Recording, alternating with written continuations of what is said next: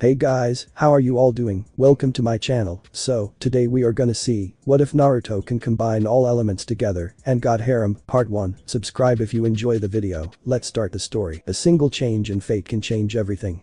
A 7-year-old Naruto finds himself in this situation right now, for you see, fate, the crazy bitch that she is, headed out for him this night. Ah, this is so troublesome. We find our stubby hero, cursing his rotten luck.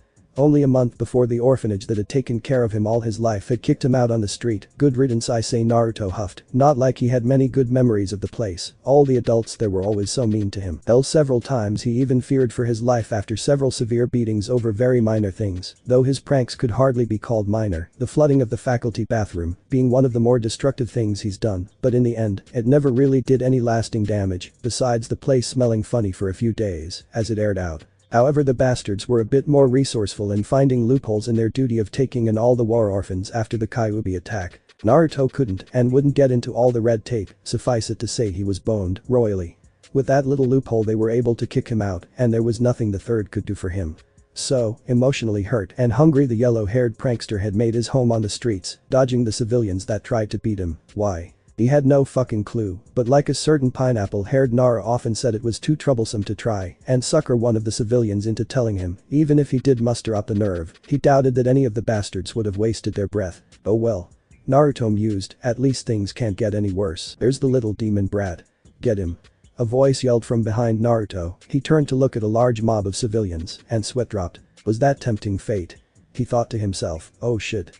He took off running with the mob right behind him. Naruto was dodging random debris being thrown his way by the angry mob, including, but not limited to, a beer can grate, a mob of drunks. A brick, oh ha ha, a brick joke. A broom thrown like a javelin, what am I, dirt to them? Don't answer that, a kitchen sink, not even gonna ask. The witty thoughts Naruto had in his head with each outlandish thing being tossed his way, while keeping his mind off of fear, took away from his concentration, and that came back to bite him in the ass, as he took a wrong turn and ended up in a dead-end alley. Shit. Naruto cursed his luck, turning back to see the crowd had barred the only exit. There were at least 10 of them, too many to fight and too many to fool. He wasn't getting away from this beating, he realized. He backed against the wall, as far as he could, fear and anxiety clouding his eyes. He slid down the wall to a sitting position. No, please, he whispered. He noticed quite a few of the villagers were armed this time. Unlike the times before, they had just physically beaten him. Most of these were carrying sharp tools and knives. Are they planning to kill me? The thought caught in his throat, choking him. The mob was only a few yards away from him now. One of the people threw a glass bottle his way, the glass projectile barely missing his head and smashing into the wall beside him. He flinched slightly as a large piece of broken glass cut across his cheek, creating a thin trail of blood. Naruto reached up and touched the burning red trail. They had never left anything more than bruises and welts on him before. This group wasn't out to enjoy a beating, they were out for blood. A shocked expression crossed his face. He looked at the gathering, fear slowly giving way to terror-induced anger, as he lashed out at his aggressors verbally. Why? He yelled at them, why are you doing this? Shut up, demon. One of them shouted. Why do you all think I'm a demon? Have I ever hurt any of you? The boy cried. A few of the villagers looked at each other uncertainly. His words rang with truth. The boy himself had never personally done anything to them, but the majority of the crowd just yelled back at him. You are a demon, boy, you cannot fool us with your petty trickery. But why? He asked quietly. Only one of the people caught that, an overly drunk, overly fat man who had a large scar across his face, spoke up in a slurred voice. I'll tell you why, you little demon fox. The man hiccupped lightly, drawing away from his angry appearance for a moment before a deep glare filled his face. How old are you, boy? Naruto's face scrunched in confusion. I'm 7, why? The man's face grew dark, a menacing grin twitched across his face. Haha, and your birthday? October 10th. He answered slowly, his mind racing about what this could mean. Would he finally learn why he was hated? But the real question was, would he want to know? Well then, the fat man grinned wider. What happened 7 years ago on October 10th? He laughed a dark laugh, his eyes focusing on the boy, causing Naruto to break out in a cold sweat. Naruto thought for a moment, what did happen 7 years ago? The only thing I can think of is no, it can't. His face turned from confusion to shock as he stared at the fat man only a dozen feet from him, turning an ivory shade of white as he paled in front of the crowd of angry drunks. No, he finally said at length. Oh, but it can, demon boy. The man spat out venom and malice in his voice. That night the 4th Hokage killed the 9-tailed demon fox. You were born not moments after. You, boy, are the 9-tailed fox reincarnated. The can-be. Naruto looked horrified. A sudden surge of power rushed through him as a tingling ran through his arms. Those whisker marks and that wound that's healed on your cheek are proof enough of the demon inside of you. The man said with finality. Naruto felt for the wound again, and in horror he realized it was gone, healed almost instantly. He knew he had a healing factor, and that alone wasn't really normal, but this was just too much for him. No, just why? His voice squeaked lightly, this time no one heard him, as he hung his head in shame. I'm the fox. He thought quietly before he was broken out of his self-pity by a loud roar. He looked up sharply and saw the thugs rushing him. Naruto raised his hands in defense, and time seemed to slow down for him. Naruto looked at the men approaching. The tingling he felt moments before turned into a bitter cold with a sharp wind flowing around him. The men charging stopped quickly looking at the boy in front of them. Around Naruto was a raging gale of wind, and the moisture in the air had frozen. Ice began forming around him, freezing the blades of the weapons the men carried before they shattered into pieces. Most of the men looked at the boy in shock and fear, but the fat man from before had a look of utter rage on his face. See, he is a demon, the man spat, pulling out a large wooden club. He rushed forward preparing to crush the boy's skull. Naruto raised his hand in defense, and the ice around him rose to meet the challenge. Unfortunately the man did not feel the pain, drunk as he was, as the ice speared him in the stomach. With a look of shock he brought the club down on Naruto's skull, and a splitting pain ran through Naruto's head before everything went dark. Naruto sat up and looked around. He was in a sewer with dark corridors leading away from him. In front of him was a large room, the steam and heat from the room causing a sticky feeling to break out on his skin. The only thing that seemed out of place in the dank pipe-filled chamber was a large gate-like thing in front of him. There was a small piece of paper on the gate with the kanji for seal written on it. Naruto felt strangely sick in the place, like an evil presence was watching him. Where am I? He spoke softly, not expecting a reply. In your mind, foolish human, a deep reverberating voice rumbled around him, causing Naruto to jump several inches in the air in shock. Naruto watched as a pair of deep red eyes appeared from behind the cage. Naruto backed up from the cage, hands shaking and face torn with terror. Who are you? He asked quickly, falling back against the pipe-covered wall. Stupid boy, that man earlier told you, didn't he? I am the nine-tailed demon fox Kyuubi. The beast roared the last bit and an evil smile spread in the darkness, the glittering teeth of its mouth shining behind the bars of the gate. The look of hurt crossed Naruto's face. So it's true then? I am a demon. The fox however laughed heartily, the exhaled air shaking the room. You? A demon? Ha, don't make me laugh. The beast chuckled, the only demonic thing about you is me, foolish human, that fleshy sack of meat you killed was as big a fool as you. You're no demon, you're not worthy of that title human. The fox grinned again. Then what am I? The blonde asked, fearful of what the beast would tell him. Well, seeing as you're asking nicely, the creature mused, and I like that look of fear in your eyes, I'll tell you. 7 years ago, when I attacked this village, your father was the 4th Hokage. The fox started, but Naruto interrupted it in shock. The 4th Hokage was my dad. Naruto's breath caught in his throat. Old man third had told him he was an orphan. If that was a lie, why didn't the third tell him? Before he could ask the beast more, he was pulled from his thoughts. Yes, stupid mortal, interrupt me again and I'll rend your soul to pieces. The threat was an idle one, seeing as the seal would keep it from killing the boy, but Naruto didn't know that now, did he? As I was saying, the 4th fought me outside your village, and in one of the most insulting things any human has ever done to me, he summoned the Shinigami and sealed my soul and powers into you, boy, his son. The fox's face screwed up in a frown. He then sealed my body and the source of half my might into him, and the Shinigami ate my body and his soul to forever be trapped in his gullet. The fox growled deeply at the spawn of its most hated enemy. To answer your earlier question, you boys are the bearers of demons.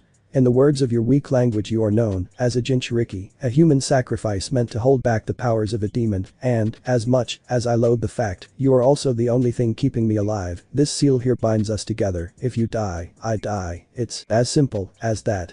Naruto was silent for a moment. He finally looked up at the evil presence that now had a shape and name. So what now? What do I do now that I know all this? He was at a loss, even asking the demon itself what he should do. No boy should feel that lost in his existence. The fox however answered predictably. Why not release me, boy? The fox grinned, remove the seal, and let me free to kill the villagers that have wronged you for so long. Naruto thought for a moment before shaking his head. But I don't want them to die, and even if I did, I don't want you to attack and kill the people I care about, and since you're a demon, I can't trust your word that you won't kill them. The fox let loose a laugh louder than all the rest. Ha ha ha ha ha, maybe you aren't so foolish after all, puny human. Yes, I admit it all. I would crush the bones of all your loved ones, suck out the marrow and blood from their bodies, and leave you a twisted lump of flesh to grovel at my feet. That and all of the above. The fox licked its lips hungrily before letting that evil smile across its face again. An angry look crossed Naruto's face, the way he blatantly said he'd destroy everything he held dear was infuriating. You bastard, the villagers were right, you are a demon, I hope you rot in this cell for the rest of my life, you fucking bastard. The fox's face screwed up slightly, going from that deep smile to an odd frown. Stupid boy, do you think this seal will hold me forever? Simply by being here, talking with me already shows the seal is weakening. It is only a matter of time before I feast on your bones. The fox growled at him, but Naruto wasn't fazed as he stared the fox down, and surprisingly the fox frowned and backed down a bit. No matter, I am only telling you this now, because you will find out soon enough anyway. After you killed that villager, the other weaklings are taking advantage and surrounding your unconscious body. Now if it were up to me, I'd have just let them kill you, but seeing as my health is directly connected to you still breathing, I'll give you my aid this once. The red beast grunted once before it forced its crimson chakra through the gaps of the bars, surrounding Naruto in a vile cloak. What are you doing to me? Naruto yelled. Unless you wish to die from those pathetic villagers, you let my power in. Even if you don't believe me, I promise not to hurt you this once. I need you alive and blood pumping to eat you. I don't particularly like rotten meat. The fox grunted once again, and Naruto felt reality tug him back. With a shock, his eyes opened wide to see a dozen or more weapons coming down on him. With a rush of energy, a dark red chakra rose up, pushing the men away. Naruto stood up as the red chakra formed around him. Get back, you worthless bastards. He yelled, raising his hands in an attempt to do as he did earlier with the ice powers. He felt the familiar biting wind and cold in his arms before something else filled him, a deep foreboding. Suddenly time seemed to stop. Naruto looked down at his arms, where what looked like green and blue energy were forming around his hands. They mixed with the red fox chakra, forming dark violets and dark browns, before the three colors mixed together violently. In shock, both Naruto and Kubi's voices said at once, Naruto vocally, subconsciously, what? Before all sound disappeared in a flash of white light. Forest of Death. An hour later, Naruto woke yet again in a place he didn't recognize. At least it isn't a sewer this time, Naruto thought dryly. He was laying in a meter-deep crater where it appeared as though he had hit rather hard. He looked down at his tattered clothing, held together by the seams. Well, there goes my wardrobe, he chuckled absently, shaking on his feet. Whatever the hell had happened had drained him badly of chakra. Naruto looked around. He appeared to be in a forest of some kind. The trees above him were busted, showing he had crashed through from above. Apparently whatever that light had been, it had launched him far into the air. Then how am I alive? He wondered for a moment before he palmed his face. Fox chakra. One of the few times from this point on he would admit the fox being sealed inside him was a good thing. Okay, I'm not dead, and I'm not hurt, now where the hell am I? Naruto mused, looking around the dense forest again. The meager light coming from the setting sun didn't give him much hope of finding his way, and it would be dark soon, so he'd be even more screwed. His hopes for shelter were put on hold as a voice rang out answering his earlier question. You, my dear Dumbus, are in my home sweet home, the Forest of Death. The voice seemed to be coming from all around him. To his surprise, it sounded like a woman. Lovely name, let me guess. It's a forest, and it's filled with death. Naruto replied sarcastically. Not missing a beat, the voice replied, how did you know? Maybe you aren't such a Dumbus after all. The sarcasm was evident in her voice. Sure enough, a woman appeared in front of him, leaning against a nearby tree. She had light purple hair done up in a fan style, while her pale brown eyes added a nice contrast to the spiky bangs covering her face. Her clothing was some of the sluttiest ninja gear he had ever seen. What was visible beneath the tan trench coat she wore was a skin-tight mesh bodysuit that was cut off on the legs and arms halfway out. On top of that, she had a very short dark brown miniskirt that left little to the imagination. There was also a fang necklace on her neck, but other than that was just standard ninja gear on her legs and waist. So Dumbus, what's a brat like you doing out here in my neck of the woods? Where exactly is here? Are we still in Konoha? Yep, Gaki, this is one of our training grounds, number 44 to be exact, the Forest of Death. Her attitude was bubbly to say the least. It definitely fit her wardrobe. So I ask you again. Suddenly Naruto was suspended upside down in the air by his legs. He looked up and saw a large snake coiled around his limbs. What are you doing here? She finished with a glare. The blonde gulped noticeably at the large python constricting his legs. I don't know honestly. First I'm getting chased down by some people, next I'm cornered and attacked, then some weird blue and green chakra surrounds me, and some crazy ice forms, then some red chakra mixes with that, and then everything goes white, and here I am, Naruto blurted roughly, though his explanation tactfully leaving out his knowledge of the fox. He didn't know the woman. She was clearly a Konohanin judging by her headband, but he still didn't trust anyone, but maybe an old man with the truth of his meeting with the fox. Anko looked at the boy, his appearance showing her more skin than necessary with all the rips in his clothing and the several burns on the cloth. It was possible that the fox's chakra had taken over the boy and had caused the explosion, but what concerned Anko most was those other two chakra the boy spoke of. Damn, this isn't good. If what he says is true, those people who cornered him are probably dead, not like they deserve any sympathy for attacking a child, but damn, this kid is out of luck if the council gets a hold of him. Better take him to Sarutobi, he'll know what to do. Walked over to him. We're going to meet the Hokage, try to cover yourself a bit, wantcha. She gave him a dirty little grin that made Naruto blush a little. Before both of them disappeared in the office of Sarutobi Hiruzenaka, the Sandaime Hokage, the old man was working on a stack of papers, his old age keeping him here late into the night with his duties to the village and its people. It was at this time that a swirl of leaves signaled into the third office. He looked up quickly to see Anko. Behind her was Naruto hanging by his legs from one of Anko's snake familiars. He relaxed visibly when he realized who it was and leaned back into his chair. What can I do for you, Anko? And why do you have Naruto tied up like that? Well sir, she glanced meaningfully at Naruto. This has something to do with that explosion earlier, doesn't it? Anko nodded, and the third sighed. I'm assuming it was Naruto, right? The third shot gave Naruto a serious look.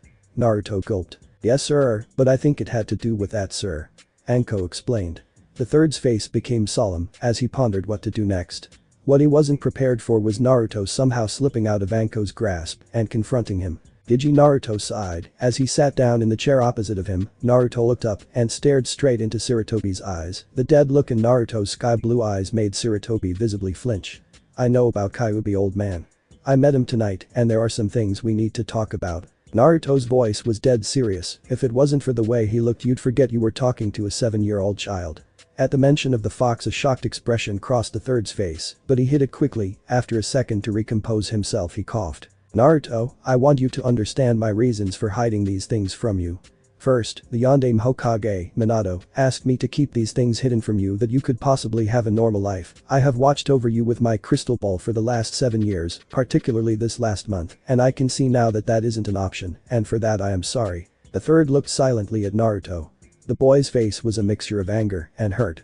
The fact that Sarutobi would hide something as important as that from him left a bad taste in his mouth. Second, the third spoke up. Minato also asked me to tell you these things when you turned 16 or became a, so that you'd be able to handle the stress those in your position have to handle daily. This too has become a moot point, seeing, as you already know, and from that look in your eyes, I can also see you are not taking it very well. The third took off his hat and placed it on the table. Did the fox say anything else? I know who Dad is. The third sighed sadly.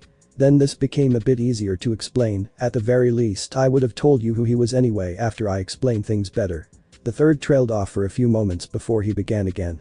Tell me, Naruto, what would you have done in Yondaime's position if you were forced to make the choices he made? Naruto looked at him strangely. Let me put that another way. Would you have put the burden that you now carry on the shoulders of someone else? Would you force that fate on someone else's child when you yourself were not willing to make that sacrifice? Naruto's face went pale as he thought about that. Would he have done that, really? Sarutobi continued. That, Naruto, is what we must do.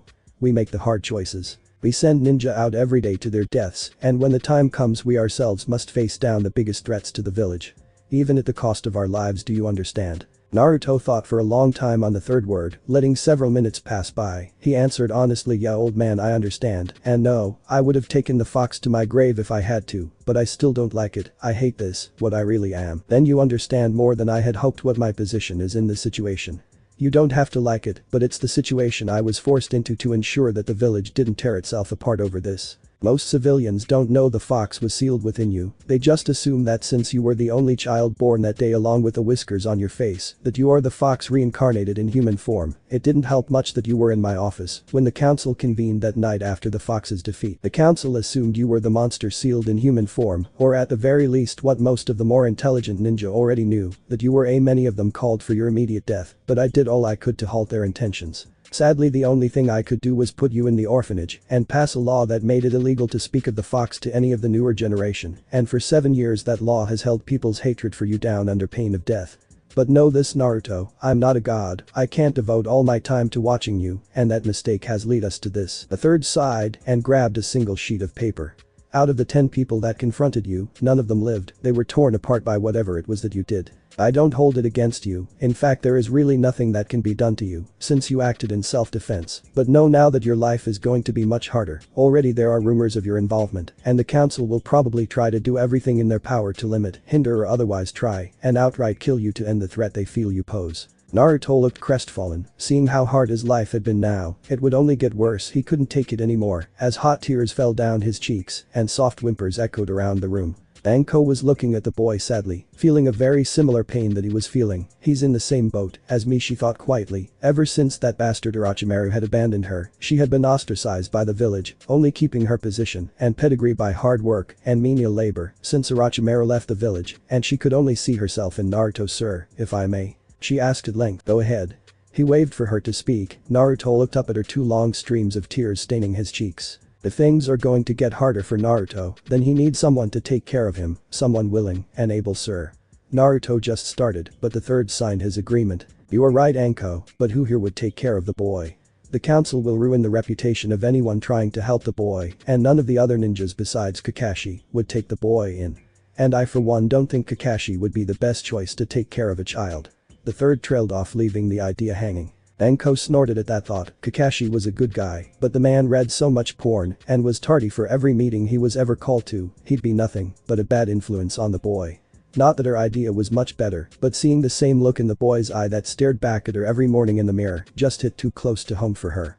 What about me, sir? Anko asked timidly. Naruto's head spun around so fast you'd think his neck snapped.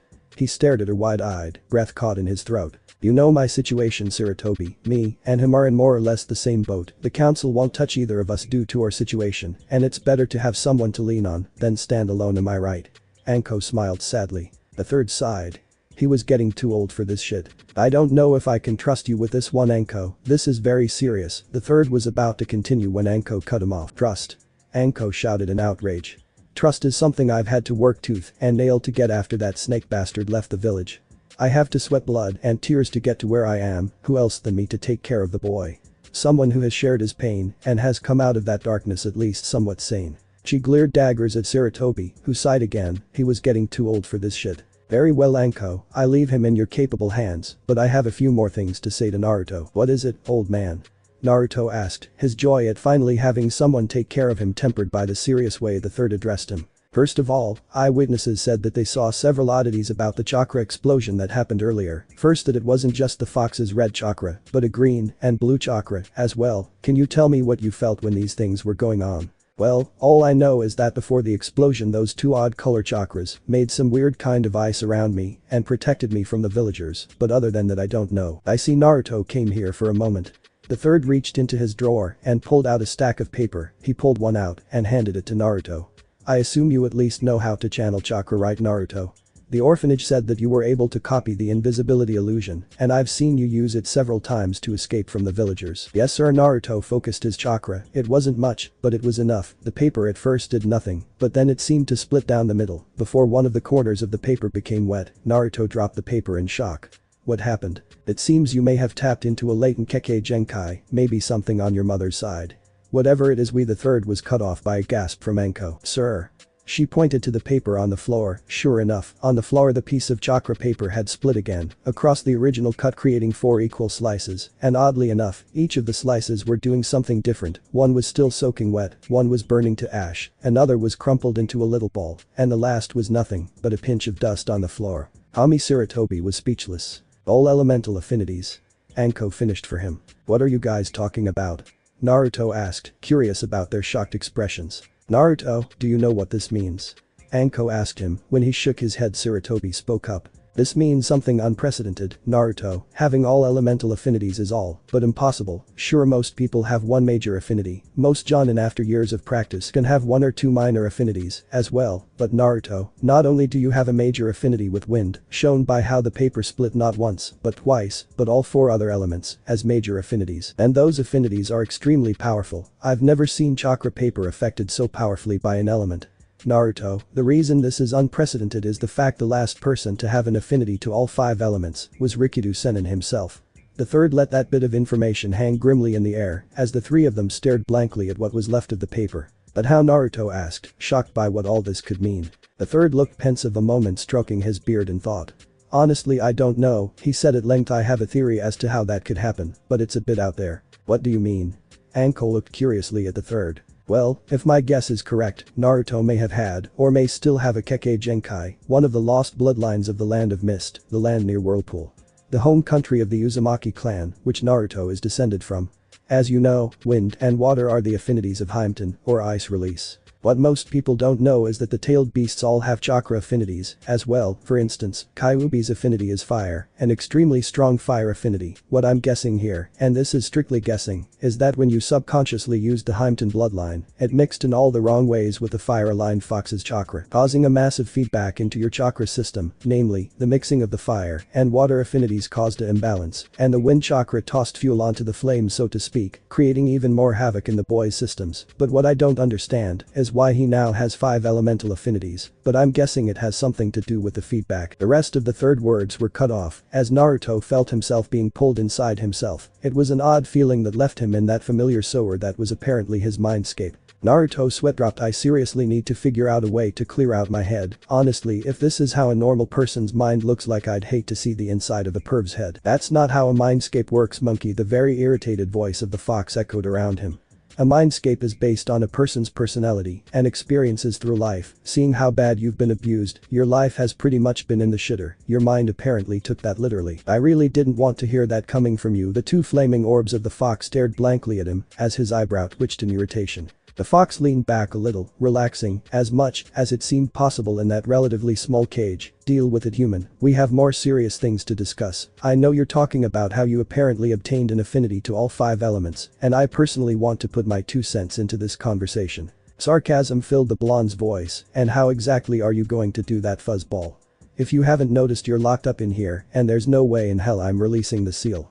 He puffed up in front of the great demon, pointing an accusing finger at the beast. Kyuubi sweat dropped. Well, as much as I loathe to admit it, you are right for once. However, I have an idea. It's not the preferred one, seeing as I'd rather be released to cause mayhem and torment, as is my namesake, but you continue to be difficult. Well, sorry if I actually care for things other than myself. He glared at the fox, not budging an inch, despite the fact the creature was 100 times his size. I remember now why I don't try to reason and just eat you monkeys. You always give me a migraine.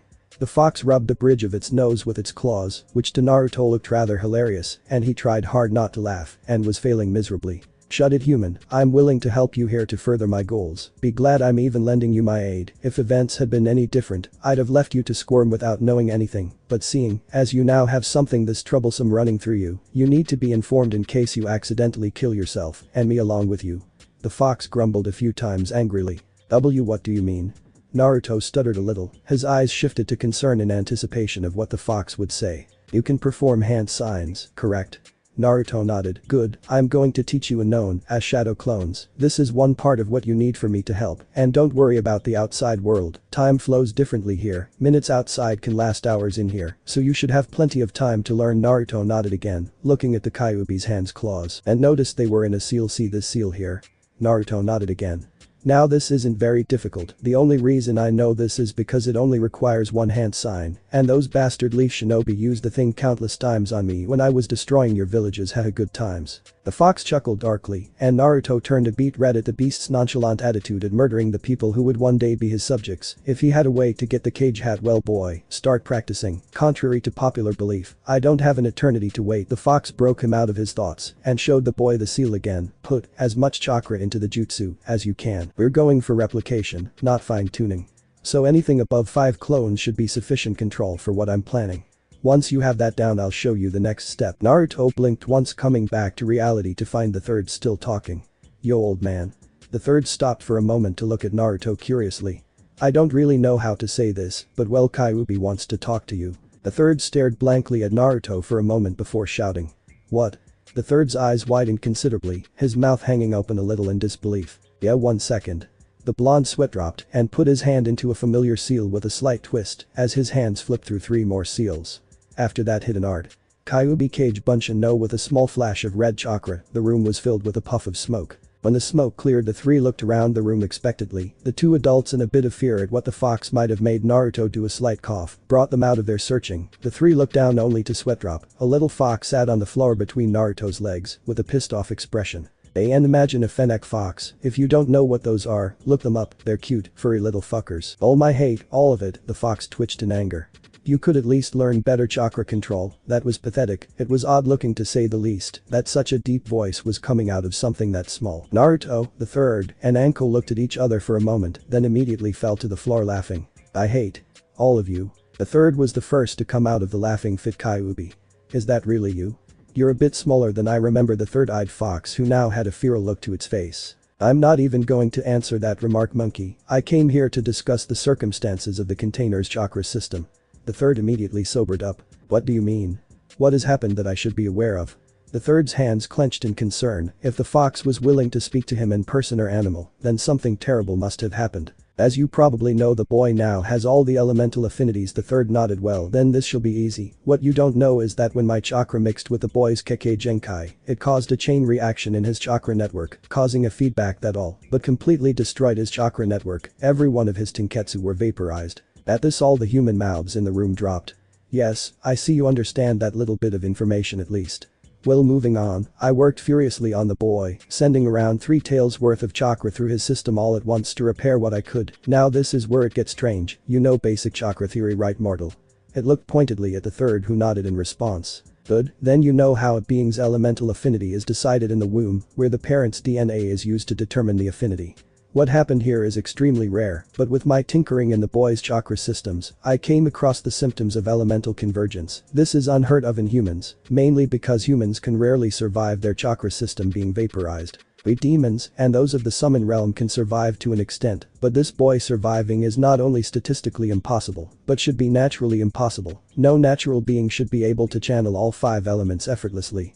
The only reason the Rikido Sennin was able to do so was because of the Rinnegan. The eyes themselves were an unnatural occurrence that allowed the man to do so. So what does this mean for Naruto here? The third asked, genuinely curious now. What it means is that when I repaired the boy's chakra network, the other elemental affinities leached into his system. As I said before, a child's elemental affinity is decided in the womb, but unlike other sources of DNA, like the facial features of the parents and body types, the chakra network isn't set in stone. You can naturally change your elements to an extent with training. You can't effectively use all elements, but you could easily learn a few from affinities that you aren't allowed to. But when you completely destroy a portion of the chakra network and it is repaired, the elemental affinity that is present isn't there anymore. In effect, you have an elemental neutrality. This draws in any elements around it. And unfortunately for the boy, he landed in the forest of death, where the elements have gone haywire for generations. Wait, what do you mean by that? Anko interrupted. I've lived there all my life, nothing really seems out of the ordinary there. The fox sweat dropped. Do you honestly think the flora and fauna there are natural? Everything in that place is either highly toxic or abnormally large. Even in the ninja world, that place isn't normal. Anko made a slight O face. To be precise, it is a chaotic zone. There are several of these places in the world that cause things like that to happen. Sometimes whole nations are subject to a chaotic zone, such as Demon Country or small pockets like the Forest of Death. The fox took a moment to collect itself. In short, a chaotic zone is where the natural energies of the world are twisted and concentrated. That means all 5 elements highly concentrated in one place. And that's what leads us to the boy here. After I repaired his chakra network, his elementally neutral system drew in everything around it like a magnet. Hell, even I don't know to what extent the boy absorbed. He could have 100 bloodlines for all I know now. With how much chaotic energy is in that forest, I'm surprised he hasn't sprouted any fox features, since my chakra was laced through his system. When the absorption actually, you might want to keep an eye on that. I'm willing to bet he'll start growing fox attributes soon. There's just no way he wouldn't. I was too close to his chakra system not to. Great, the villagers hate me now without the fox features. How much more will they attack me when I look like you? Naruto said bitterly. Don't blame me, human. I'm not the one who cornered you in that alley. If you want to blame anyone, blame those fools that you turned to dust. As much as I enjoy this conversation, the third started dryly. What does this mean for Naruto in the long run, and how will it affect him? The fox thought for a moment before replying honestly. I have no idea. Like I said before, this is unheard of in humans. The only thing that I can think of that would hamper him is the piss poor control he has so far. I mean, I was supposed to be around the size of a large ninja dog, but no, I'm a chihuahua. The 3 humans in the room chuckled at that. If anything, you should consider this a blessing. This boy has more going for him now than most prodigies. All 5 elemental affinities means he has access to all spheres of elemental. And since 4 of the 5 are fairly equal, with wind being the exception due to the boy's originally high wind affinity, you can probably use many elemental bloodline abilities naturally now on top of the ice bloodline you already had, not to mention abilities you gained from absorbing any energies from me or the plants and animals around you. Hell, for all I know, you could have the Sharingan by now, and if not now, maybe develop it further on. You don't realize the scope of what's happened to you yet. If I wasn't so bitter towards your old man, I'd actually compliment you on the improvement. Naruto had something of a bitter smirk on his face when the explanation started. As the conversation went on, it turned into a smile and just grew wider from there. So you're saying I now have a better chance at being Hokage than ever before? The FFT, Hokage. The fox chuckled. If you weren't careful you could be the next Rakuto Sennin for all I know. Naruto's grin took up his whole face. Hell yeah. He hopped out of the chair he was sitting in and did a little happy dance, pumping his fists in the air. Sarutobi took out his pipe and lit it. I find it hard to believe that there are no side effects to this happening to the boy.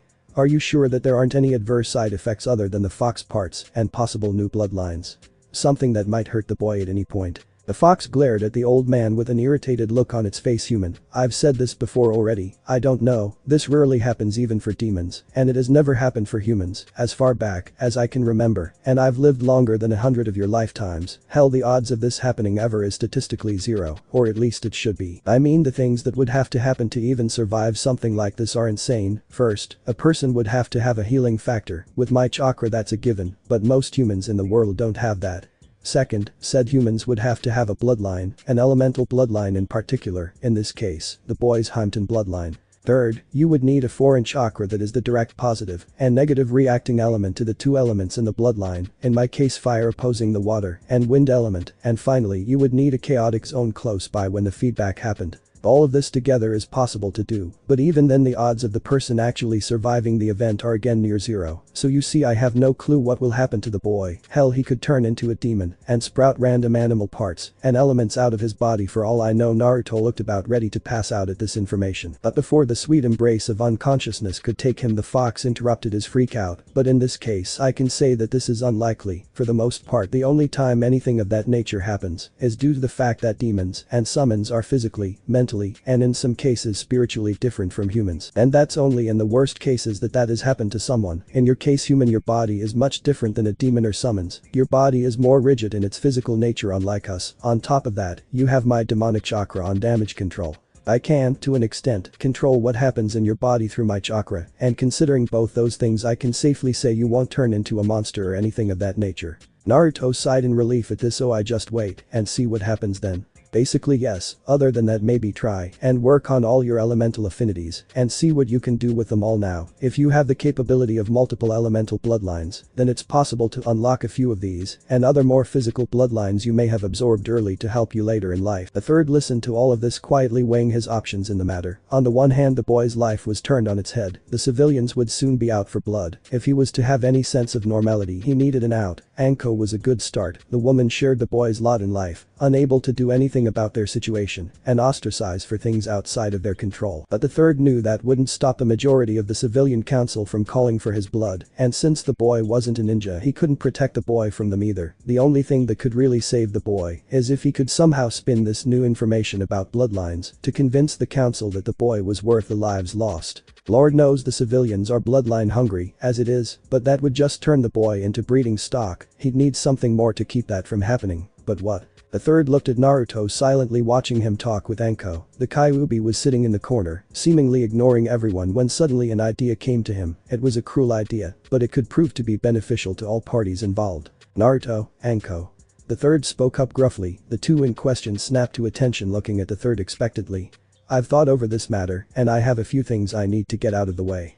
First off, if you are going to stay with Anko, there needs to be a legitimate reason. The civilian council will jump all over that, and I wouldn't be able to do much about it. The room grew quiet. Naruto sat down, a little somber at the thought of being back on the streets again. Didn't I just adopt him? Anko asked curiously. He'd be like a little brother. She shot the boy a grin. I've already tried that, Sarutobi replied sadly. I'd have adopted the boy myself if that were the case. Naruto was shocked by the man's words. He never knew that the old man cared that much about him, but those words only cemented his respect for him even more. Also, that's not the only problem related to the civilian council. The third took a long drag on his pipe. I know this might come as a shock, but I don't think that the civilian council will let the deaths of so many civilians just be ignored. They most likely will try to ask for your life, Naruto. The grimness in the third's tone sent chills up the blonde spine as he turned a pale shade of white. However, he looked up quietly. I have an idea that might help. The third sent a meaningful look at Anko, who liked the blonde next to her, paled drastically. Naruto, Anko, the third sighed. My idea is for the two of you to be married. You could hear the pair of jaws hitting the floor at this point, while the Kyuubi was laughing its ass off in the corner. What? The blonde and the babe replied together.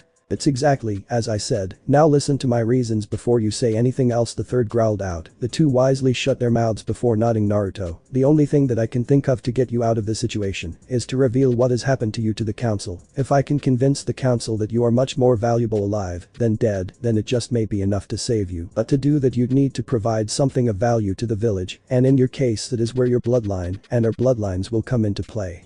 The third turned to the fox in the corner. Kyuubi, what has happened to the boy can be inherited by his children, correct? The fox nodded. Well, that is the basis for my idea. As long as you are alive, your bloodline per second will keep the council off of you. As for you two being wed, there are several reasons for that. First, he held up a finger. It's to keep the council from whoring the boy off to half the women in the village when he comes of age. Having a bride-to-be will keep most of them happy, as long as you are married and have at least one child by the time you are 16. Of course, they may push for you to have multiple wives, according to the Clan Restoration Act, since you are technically the head of your clan, but that is entirely your decision, as long as you have at least one wife and child. The third held up another finger. Second, this will also allow you and Anko to remain close to one another, allowing Anko to take care of you, Naruto. This also means that you will always be under watch by an experienced ninja, which will make your case a lot easier when they demand someone keep an eye on you. Another finger went up, and finally third, this applies to you, Anko. It is to allow you to redeem yourself in the eyes of the council, both ninja and civilian. Being married means that you are tied in a way to this village now, so the odds of you defecting are slightly lower in the eyes of your peers. You would be able to gain a certain amount of respect from both sides of the council, not only for going through with this in the first place, but if everything goes as planned, then possibly redeeming yourself completely by following through with it as well. He let his words sink in for a moment before continuing. This whole idea is underhanded, I know. It's also unfair to both of you in a way, but given what has happened and what will most likely happen, this is the best course of action. Do you both understand? Anko was silent for a while as she mulled over the third plan. She could definitely benefit from this in a major way. Ever since that snake bastard Orochimaru had abandoned her, she had been the black sheep, a stain on the supposedly proud village of Konoha. Hell, her life sucked, everyone looked down on her, and no one would give her the time of day. Hell, this really was the only option open to her at the moment that at least had some guarantee of redemption with a minimal amount of effort, and who's to say, they really weren't that far apart age-wise. 9 years isn't that much, and that gap would mean less and less the older they got, so age didn't really bother her. She had also seen the fourth Hokage in his prime. If this boy looked anything like him when he got older, he'd be quite the looker. Personality-wise, she could tell at least mentally the boy was older than he appeared. That came with the whole I have no family and I grew up on my own mentality. But if all else failed, she'd have the rest of his young life to groom the boy in anything he currently lacked. So to cap off her mental checklist, he had the looks, mentality, prestige, most likely ability given this new development in his powers, and with that he'd also have the finances down after he grew up a bit and could take on missions. So really, what problem did she have? Well, she could think of one, as she stole a glance at the boy's pants. No, bad Anko, she mentally berated herself. Orochimaru is the pedophile, not you. Though that didn't stop her from glancing at the boy's crotch again. If he was packing heat when the time came for them to truly tie the knot, she could say with certainty that he'd be one hell of a hubby. Naruto, on the other hand, was completely blank. As soon as the third had finished speaking, the hamster wheel stopped spinning and the gears locked up. I'm going to be married, he thought stupidly. Is that what I want? Really? The boy was stumped. He had never thought about the future. The only real goal he had set for himself was getting the hat from the old man. Becoming Hokage really was his only dream, but what about a family? A wife? Those thoughts running through the boy's head were confusing him to no end. Hell, a 7-year-old wasn't meant to think about his future in that way. Give him another 8 to 10 years, and maybe he'd be ready for that responsibility. But no, he had to make the choice now. He knew that the third wouldn't force this on him, it was his choice after all, but given the way things were, it really was the only choice. The third watched the two mentally go through all of what he had said and weigh their options. It was kind of cute how Naruto had such a serious expression on his face. Given his age, he couldn't hold a serious face without looking completely ridiculous and adorable at the same time, but the third knew the boy was genuinely thinking things through, just like his father, so considerate of others. It made the old man proud that Naruto had turned out so much like his father, though he did have a bit too much of his mother in him for his own good and the safety and sanity of the village for that matter. He turned to Anko, who had a more interesting expression, somewhere between apprehension and resigned acceptance. Well, at least she's considering it, he thought. After a few moments, he noticed both of them were staring right at him with resolve in both of their eyes. Have you decided? He asked at length. Naruto was the first to speak. Yeah, Gramps, he rubbed the back of his head sheepishly. I'll go with it, but only if An-chan wants to, as well. Anko's eyebrow and mouth twitched at the pet name as she dropped her head. Yeah, she sighed. I gotta say that this is one of the better things that's happened to me in my life, if what you say is true, and I can actually get some recognition in my own damn village, then yeah, I'll go along with this. Good. That makes things infinitely easier. The third sighed. Rummaging through his desk, the third pulled out several papers and placed them on the desk. These papers here need to be signed to recognize that you both are indeed married. One signed. You will need a ring made to seal the deal. Actually, hold on a moment. The third dug deeper through his desk and pulled out a small shiny metal band with a little diamond in the center. Anko frowned at the ring. Why the hell do you have one of those on your desk? The third sweat dropped. Well, I'm one of the few people in the village who does marriage services, aside from the fire monks and a few others in the village, though people tend to come to me when they need to keep an engagement or marriage secret. Also, the amount of people who elope in this village is just silly. I get a couple in here once every other month or so I tend to keep at least a few of these things lying around just in case. The couple stared blankly at the old man as he placed the band on the table next to the papers. Well, Naruto, will you do the honors? The third nodded towards the ring and gave the boy a pointed look. Naruto nodded dumbly as he grabbed the ring. Gulping hard, the boy climbed up into the chair to be level with Anko. The boy gulped once before kneeling on one knee. Anko raised an eyebrow at this. If it wasn't for the fact that the person kneeling in front of her was a 7-year-old, she'd have been flattered. As it stood though, she was trying hard not to giggle at the ridiculous sight. Naruto gulped hard and tried asking the question. Anko-chan, the boy stuttered, will you marry me? The boy had seen people do this before, but doing it himself was an entirely different story. He felt weird doing it, uncomfortable even, like people were staring, though it was probably just Anko who looked to be on the verge of falling on her ass from laughter. Anko looked at her future husband and chuckled mentally. The brat's got guts, I'll give him that. She reached out her left hand. Sure brat, I'll marry you, but when the time comes I hope you can handle me. She winked at him with a devious little smirk. Naruto nodded solemnly. I will, Anko-chan, I'll take responsibility and take care of you when we get married. The boy didn't realize exactly what he had just said, or maybe he did, and the adults in the room just took it the wrong way. Yeah, that. Anko couldn't take it anymore and fell to the floor laughing. The third had a perverted grin and a small trail of blood coming from his nose. Well, he was asleep, but the wide grin on his face showed he was well aware of what his idiot container had just said. It wasn't that funny, he huffed. Yeah, it was. Anko cackled from the floor, still laughing hard. Naruto frowned. He didn't like being laughed at like that'll show her, he thought mischievously. A small devious grin spread across his face as the prankster in him welled up. Walking over to Anko, he slipped the ring on her finger and in a bold move that shocked even Kyuubi of all things, he leaned down and kissed Anko on the lips. The third choked on his pipe. Kyuubi's ears shot up and his eyes flew open. Anko, well, she was frozen, that cheeky bastard, she thought in shock. But that devious smirk still on his lips, he chuckled. Thank you, Anko-chan, I'll take good care of you when we're married. Apparently Naruto wasn't as dumb as he looked. Anko and the third both turned bright red at the way the boy said good, and Kyuubi burst out laughing in the corner. Ha ha ha ha. If it's one thing I like about you, boy, it's that devious nature of yours. Got the blood of the kitsune in you, no doubt about it. Naruto walked smugly back to his chair as he waited for the other humans in the room to compose themselves after that little stunt of his. Boy, you little brat. The snake mistress fumed as she got up off the floor and approached the boy with a menacing gleam in her eyes, cracking her knuckles loudly. The third turned away from the beating that was about to ensue, and judging from the sounds coming from behind him, he was wise to do so. The third turned back to see Naruto with a large anime-style whelp on his head with a black eye to match. Ahem, now that you've both kissed and made up, he chuckled when the two yelled at him for that cheeky remark. It's down to business, sign the forms here and make this marriage official. The third handed them a pen. Anko signed it first. She gave the pen to Naruto, who looked at the paper warily. Is there something wrong with Naruto? The third asked, concerned at what was stopping the boy. Well, yes. I can't write, the adults and the fox in the room fan vaulted. The third picked himself up off the floor. What do you mean you can't write? Didn't the caretakers in the orphanage teach you?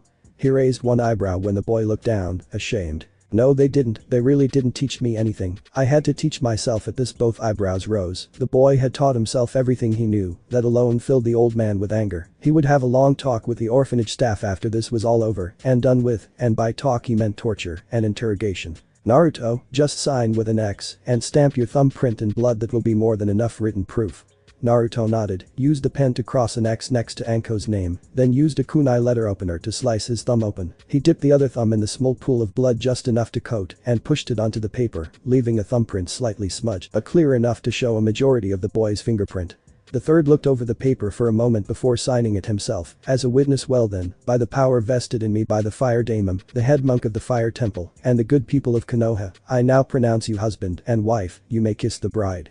He motioned his hand suggestively with a grin on his face. Anko looked at Naruto, who looked back at her. Well, he's already kissed me once. She rolled her eyes and leaned towards him. Naruto pulled himself together and leaned in as well. For a moment their lips met. Surprisingly, it was a rather long kiss. Naruto broke the kiss, pulling back. You could see he had a slight blush on his face. Anko was in a similar state. He's actually a good kisser, she giggled to herself. I can't wait to see what he's like when he's older. Well then, the third coughed, a similar blush on his face and a tissue in his nose. I think it's time we break the news to the council. I'll call an emergency meeting now. You two wait here and get to know each other while I take care of things. The third stood up before walking out to his secretary. Tonight's going to be a long night. After an hour of waiting in the third office, the third walked back inside to talk to the newly married couple, only to find them both sound asleep. Anko leaning back in the chair Naruto had been sitting in with Naruto, comfortably curled up like a fox in her lap. Naruto, Anko. The third spoke up, waking the two from their nap. Naruto fell off Anko with a curse, hitting the floor with a thump when she jumped out of her seat. Anko looked around quickly for a moment before she smiled sheepishly when she noticed the third looking at her with an eyebrow raised. Perhaps I don't have to worry too much about them rubbing off on each other. After all, the third chuckled to himself, amused at the pair's almost immediate bonding. If it was one thing that brought people together, it was a shared loneliness that they could relate to. Are you alright, Naruto? The third asked a boy who was picking up what was left of his dignity after being unceremoniously dumped on the floor. Yeah, Gigi, I'm alright. The boy turned to say something to him when the third gasped. Naruto? What? The boy jumped back, startled by the third's raised voice. Your eyes. The third pointed to a small mirror on the wall. The boy turned and nearly jumped out of his skin. His pupils were thin, his eyes were still sky blue, but his once round pupils were nothing but slits now. I told you you'd most likely start showing fox attributes. I'd keep an eye out for your tail and ears next. Kyuubi spoke up from the corner. I didn't think it would start happening right now, the boy groaned. His transformation was already starting, and it could only cause him more grief once the council saw him. Come on, Naruto, Anko, we can worry about Naruto's fox parts later, the council is waiting for us. The third led the pair to the council room. Once there, he opened the door and motioned for the two to enter. It's good to see you all are here, council members. The third greeted them all. Getting to the point, Saratobi, a middle-aged merchant, spoke up. We all know this has to do with a little brat over there, so what is it? Now, Kurakara-san, I think there's a lot more to this than that. The voice belonged to an elderly man who ran the local cloth shops around Konoha. He was also one of the more high-level heads of the civilian council. Kurakara glared at the old man for a moment before sighing. Go ahead then, Hokage. Very well, the aged Kage nodded. The fact of the matter is that this meeting is, to an extent, about the young Uzumaki over there. He motioned to the boy in the corner of the room. Roughly 3 to 4 hours ago, Naruto was cornered by a mob of civilian villagers who, by witness accounts, tried to take the boy's life. There were several murmurs among the men and women at the table at this. I am sad to announce that those individuals are no longer among the living. There were cries of outrage at this. Did the boy kill them? A curious voice asked. Everyone turned to the speaker, the pale-eyed head of the Hyuga clan, Hiashi Hyuga. Yes. The third started quickly, but before the rising voices could get louder. However, he said with a harsh tone, and the council wisely quieted. The boy had reason to defend himself in this case, and while it still stands that he has killed, I believe a far more interesting event has occurred from this incident, namely the means by which young Naruto here killed those men. There was whispering through harem before the Hokage continued. Due to the stress the boy was placed under, he inadvertently accessed his bloodline. Voices were raised, but again the third quieted them. I am not finished. As I was saying, the boy here unlocked his bloodline, which, if any of you are wondering, is Hymen, ice release, but that isn't all. Again, due to the stress the boy was under, it just so happens that the boy unknowingly tapped a bit of the Kyuubi's chakra. He took a moment to let that sink in. The boy is fully aware of what is inside of him, as he tapped into the fox's chakra at the same time as his Hymen bloodline was active, but for reasons currently unknown, the chakra mixed in a negative way, creating a feedback which caused that explosion earlier today. What does this mean, Hokage-sama? A bored voice asked from the back. The voice belonged to the head of the Nara clan, Shikaku Nara. Well, I can't really explain without showing you. Naruto, come here a moment please. He waved the boy forward. As Naruto got closer, he noticed a few looks of shock as they noticed his slitted eyes and all but destroyed clothes, but he ignored the glares they shot him and approached the third. Here, channel chakra like you did before, as he handed Naruto another piece of chakra paper. Naruto held the paper over the council table, and like before, the paper split into 4 equal pieces, each being affected by a different element. Immediately shouting rang out. What is the meaning of this? An elderly voice asked, raising his voice to be heard over the others and yet still sounding calm and collected. Danzo is always a pain in my ass. The third thought quietly before raising his voice, as you can see gentlemen, the boy not only has an elemental affinity to wind and water, the pair of elements that make up Hympton, but the other three elements as well. As for the meaning, well, that is the strange part. Due to the boy's accident, as we'll call it, the clashing chakra in the boy's system rebounded and struck his chakra network, instantly vaporizing a good portion of it in the explosion. Impossible, Hisashi interrupted. No human can survive their network being damaged that badly. He should know, the Hyuga were experts on fucking with the chakra network to kill people. Exactly, Hiashi-sama, no human. This boy, well, he is indeed human, has a body that does not follow the same rules in regards to healing. I will admit this now, but both I and Naruto here have had a lengthy discussion with Kyuubi himself on this matter earlier. A small yip from behind the third drew everyone's attention. The third moved out of the way to reveal Kyuubi in all his short fuzzy glory. Sup humans. The fox hailed them. Shouts of the demons escaped. And monster. Among other things rang out in the chamber. Well, fuck you too. The fox huffed and walked over to Naruto to collapse in a poofy ball at his feet. The third sighed and waved a dismissive hand at the council. Do not worry, the seal still holds. That form the fox is taking is just a bunchen body that it uses to communicate. The council whispered a moment over the fox until the third coughed to get their attention again. From what the fox explained to me, what has happened to Naruto here is what's known to demon and summon kind as elemental convergence, strictly speaking the converging of elements on an elementally neutral chakra network. During the time while Kyuubi was healing Naruto here, the boy was able to draw in large amounts of elemental chakra from his surroundings, which just happened to be the forest of death of all places. Many in the room paled at the mention of the forest, even the experienced jonin in the room were uncomfortable with the place.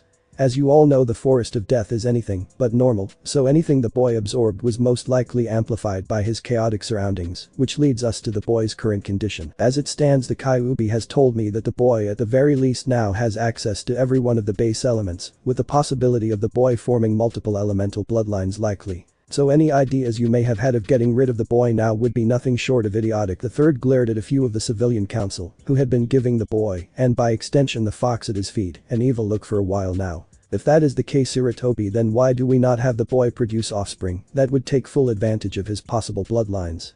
Danzo asked curiously. That Danzo has already taken care of. The third glared at the man. How dare he even suggest doing that to a child? It was disgusting. Anko. Sarutobi motioned for her to approach. You all know Anko Mitarashi here, correct? Many at the table nodded, though not many hid their open distaste for the woman. Anko here is the one who found the boy and brought him to me. After a brief discussion on the matter which I personally brought up, she has offered to take care of the boy. Several voices of dissent were clear. Silence. I am not finished. He roared that Anko agreed to take care of the boy, but that alone would not allow her to do so, since he is legally an adult, as many of you on the council are aware. He gave each of them heated looks. He had made Naruto an adult only a week earlier to try and protect him when he had learned the orphanage had kicked the boy out.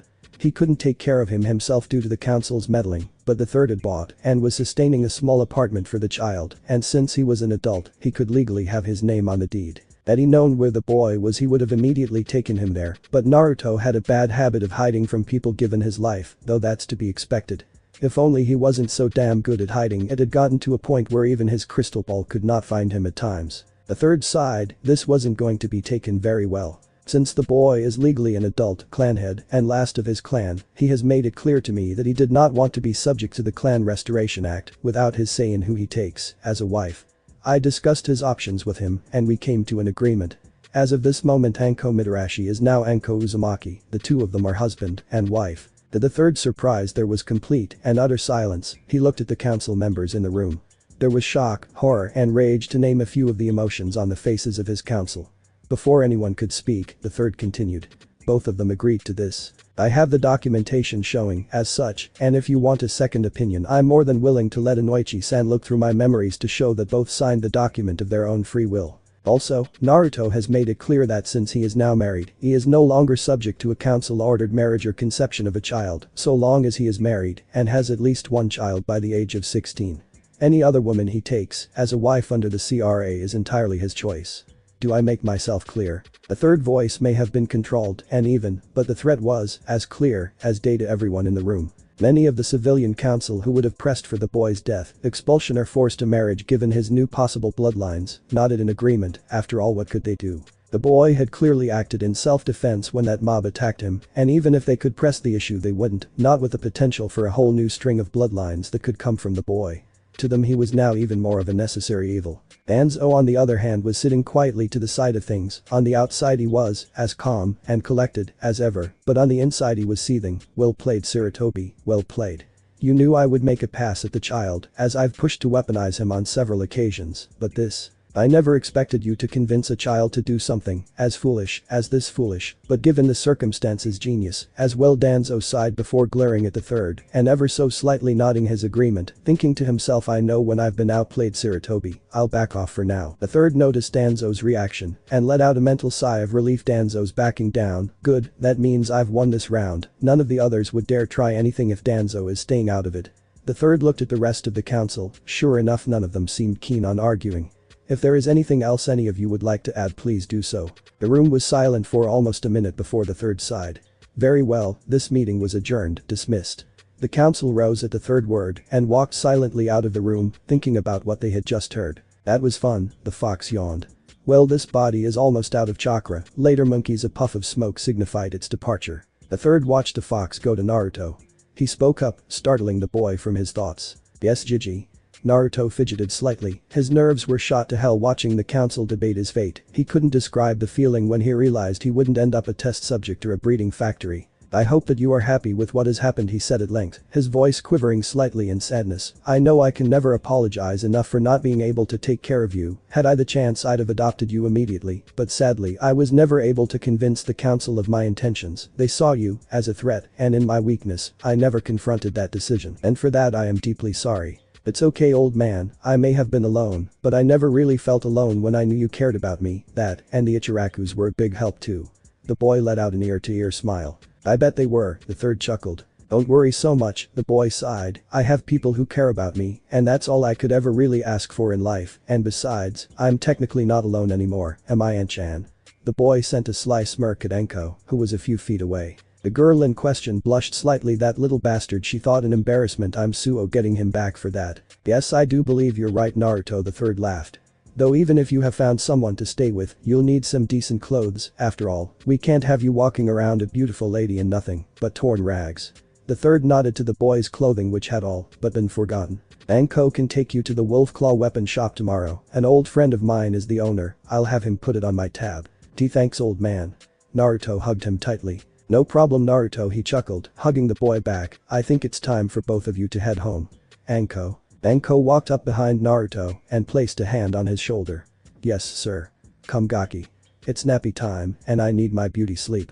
Naruto snorted at that before the two of them disappeared in a shunshin. The third sat in the council chambers for several moments, wondering just what the future held for Naruto, before he too disappeared in a swirl of leaves. I'll never get used to that, Naruto choked when the two appeared on the edge of a fenced-in forest. You just need to build up your strength. Your body can't handle the changes in speed yet. That comes with growing up and getting stronger. Anko rubbed her hand through his hair, ruffling the blonde mop and making it spicier than ever. Where are we anyway? Naruto looked around at the forest curiously. Anko smirked, back at the forest of death. Naruto looked confused. What the hell are we doing here? Well, considering I live here, she trailed off with a grin plastered on her face. Naruto's eyes went wide. Wait, you live here? Guilty. Raising her hand up in front of her in a joking gesture. Ugh, any other surprises I should know about? He raised his brow questioningly. Well, she trailed off. I have a fetish for blood, my favorite color is purple, my favorite food is dango, you take my dango you die, and I have a tattoo of a python on my ass. She ticked each thing off on her fingers. Naruto slapped a hand to his face and groaned. I didn't mean that literally, I'm a very blunt person. She smirked. I can see that. Naruto deadpanned. He sighed. Fine, let's just get to wherever in this crazy forest we're going. Okie dokie. She picked the boy up and chucked him over her shoulder. With a leap at breakneck speed, she jumped into the woods with him screaming bloody murder all the way. An hour later, roughly 10 of them prying Naruto's fingers from her arm, they were standing in front of the tower in the center of the forest. Home sweet home.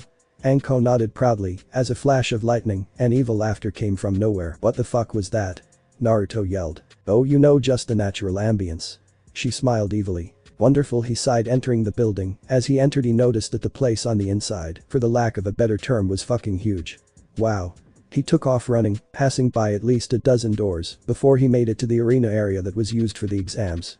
"This place is awesome," he yelled out. "And I knew you'd like it, it's pretty big, so you really don't have to worry about anybody invading your privacy here, that is until the exams, and this place is filled with wannabes for a few days, but that's why my room is at the top of the tower. No one really bothers with going that far up just to find a room to stay when there are so many on the ground floor." She grabbed his hand and took him on a tour of the place, pointing out the large cafeteria and all the bathrooms in the building. The showering area was large too, looking like a gym shower, but that was to be expected in a place like this. Level by level they went up until they were near the roof of the building. "Here's our room." She smirked, pointing to a large wooden door covered in seals. "Any reason why that door is booby-trapped to all hell?" Naruto asked sarcastically. "I like my privacy during the exams," was all she said before walking to the door and channeling chakra into the seal in the middle. Instantly a distinct click was heard and the door swung inward. "Welcome to the bird's eye view suite." She laughed, waving her arms in an overly dramatic way. "It's one of the two ways to the roof of the tower, and this one has a personal balcony to look over the forest with.